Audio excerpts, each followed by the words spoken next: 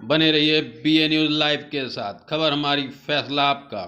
इस वक्त की बड़ी खबर ब्यूरो नागेश गुप्ता के साथ। बरेली विकास के नाम पर शहर की हरियाली को उजाड़ने के खिलाफ शहरवासियों ने नगर निगम पर प्रदर्शन किया।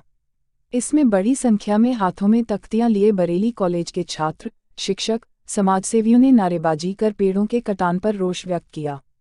पर्यावरणविद डॉक्टर आलोक खरे ने पेड़ों को शहर के फेफड़े बताते हुए कहा कि साफ हवा और पानी के बिना स्मार्ट सिटी की कल्पना भी बेमानी है।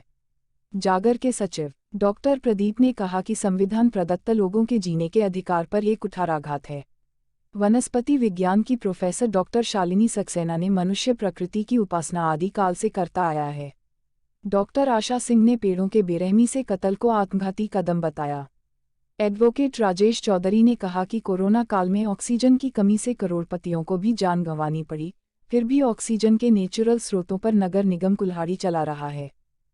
बरेली क्षेत्र के लिए जो हम लोग की चिंताएं हैं वो ये है कि हमारे पास जो वन क्षेत्र है वो 0.1% है पूरे डिस्ट्रिक्ट की अगर बात की जाए। उसके अंदर हम अंधाधुंध सिर्फ काटते रहे, कभी लगाए नहीं हमने कहीं और पौधे और हमने काट दिए। तो ये जो क्षेत्र आप बीएफओ से बात कर लीजिएगा, उनको सब पता ही है। बीएफओ सर ने कल कहा मैं तो समाजवादी पार्टी का प्रवक्ता हूँ बरेली का। स्मार्ट सिटी में आपने फोन किया होगा, हम ही तो कई लोग डबल फोन लास्ट में नंबर आपका। हाँ डबल फोन उठना बंद हो गए बहुत सारे नगर निगम के। कोई नहीं बिल्कुल धमकी आई थी कि सरकारी काम में उतार डाले, तो मैंने कहा चलिए पे जेल जाने को। ठीक है बताइए सर, स्मार्ट सिटी में बरगद पीपल मेरा नाम डॉक्टर शालिनी सक्सेना है। हम लोग प्राचीन समय से प्रकृति के उपासक रहे हैं। बिना प्रकृति के हमारा किसी भी प्रकार से विकास संभव नहीं है। तो ये जो विकास के नाम पर, आधुनिकीकरण के नाम पर जो पेड़ों का कटान किया जा रहा है वो बहुत गलत है। विकास करना है लेकिन हमें इसका भी ख्याल रखना है कि प्रकृति का नुकसान ना हो। बिना प्रकृति के हमारा कोई भी अस्तित्व नहीं है। Thank you. क्या नाम है आपको? मेरा नाम डॉक्टर आशा सिंह है। मैं बरेली कॉलेज में वनस्पति विज्ञान की छात्रा हूँ। जी बिल्कुल, बरेली में जो विकास के नाम पर पेड़ों का जो कटान चल रहा है एक बहुत बड़ी समस्या है और इस समस्या के बहुत सारे दुखद पहलू हैं। पेड़ काटने के साथ साथ आप देखिए जिसमें चिड़ियाँ रह रही हैं, बंदर हैं, उसमें जो पक्षी रहते हैं उनका सबका आशियाना छिन गया है और उसके अलावा हमारी जो आगे आने वाली पीढ़ी है उसके भविष्य पे एक खतरा मंडरा रहा है कि पेड़ काटने का जो काम चल रहा है, विकास हो रहा है लेकिन उस विकास का फिर मायने क्या है। अगर हमारे आने वाली जो पीढ़ियाँ हैं अगर उन्हें शुद्ध हवा नहीं मिलेगी, पेड़ काट लिए जाएंगे तो उस विकास का क्या महत्व रह जाएगा, मेरा ये कहना है।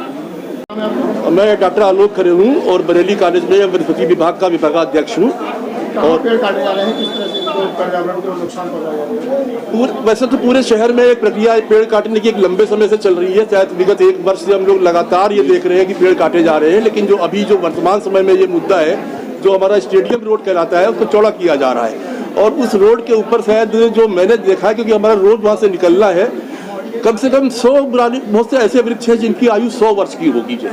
तो इतने कीमती, इतने मूल्यवान जो वृक्ष जिनको हमने एक लंबे समय से पाल के बड़ा किया है, उनका कटान किया जा रहा है। उसके विरोध में हम लोग यहाँ पर खड़े हुए हैं और बहुत एक लंबे समय से लगातार ज्ञापन देने के बाद भी वो जो प्रक्रिया है आज तक रुकी नहीं है, ना उसके लिए कोई वैकल्पिक व्यवस्था की गई है।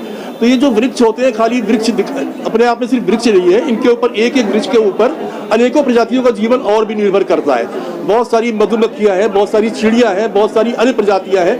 तो अगर हम निरंतर इन वृक्षों को काटते रहेंगे तो बरेली में वैसे भी वृक्षों की संख्या बहुत कम है और अगर ये समाप्त हो गए तो यहाँ का जो संपूर्ण वातावरण है कहीं ना कहीं उसके लिए बड़े खतरे उत्पन्न हो जाएंगे।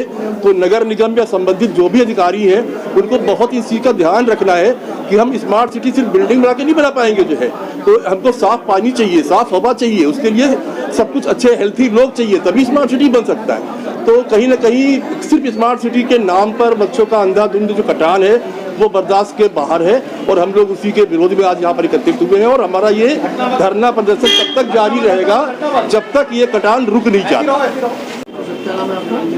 मैं डॉक्टर प्रदीप कुमार।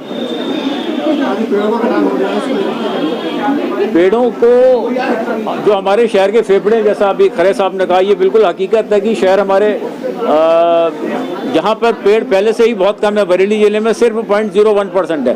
तो इन पेड़ों को काट के इस वन क्षेत्र को क्या आप माइनस में लेना चाहते हैं, जबकि 33% इलाके में वन होने चाहिए और हमारा 1 से भी 10वां हिस्सा वनों का है।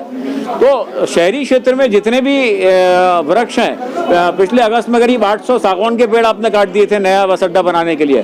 उसके बाद में तमाम सड़कों को बिना सोचे समझे आप चौड़ा कर रहे हैं, जहाँ पर जरूरत है जहाँ पर नहीं है, और पेड़ों को आपने काटा है सिर्फ, लेकिन लगाने का कोई प्लान नहीं है। हमने तमाम से मैंने चिट्ठियां लिखी हैं, 15 जनवरी को अभी मैंने नोटिस भेजा था, उससे पहले 4-5 महीनों से लगातार मैं कभी जिलाधिकारी से, कभी डीएफओ से, कभी नगर आयुक्त से मिल रहा हूँ, लेकिन खोखली बातें हैं, कोई आश्वासन नहीं है, ठोस आश्वासन।